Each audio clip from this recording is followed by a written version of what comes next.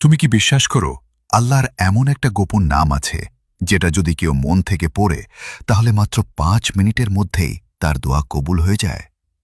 অবিশ্বাস্য শোনাচ্ছে, তাই না? কিন্তু আমি নিজে গতকাল এই দোয়াটা পড়েছি আর ফল পেয়েছি সাথে সাথেই। আজ আমি তোমাকে শোনাবো সেই দোয়াটা যেটা বদলে দিতে পারে তোমার পুরো জীবন, ইনশাআল্লাহ। আল্লাহ, আমার প্রিয় মুসলিম ভাই ও বোনেরা, যদি এই ভিডিওটিতে লাইক, কমেন্ট আর শেয়ার করে তাহলে আপনি তাদের সকল দোয়া কবুল করে দিন। সবাই একসাথে বলুন আমিন। কারণ আল্লাহ তাআলা একসাথে 40 জন আমিন বললে সেই দোয়া কবুল করেন। সুবহানাল্লাহ। আল্লাহ তাআলা এমন এক গোপন নাম আছে যার মাধ্যমে কোন দোয়া করলে তা কখনো ফিরিয়ে দেওয়া হয় না, যাকে ইসমে আজম বলা হয়, অর্থাৎ আল্লাহর সর্বশ্রেষ্ঠ নাম। এখন শোনো সেই দোয়া।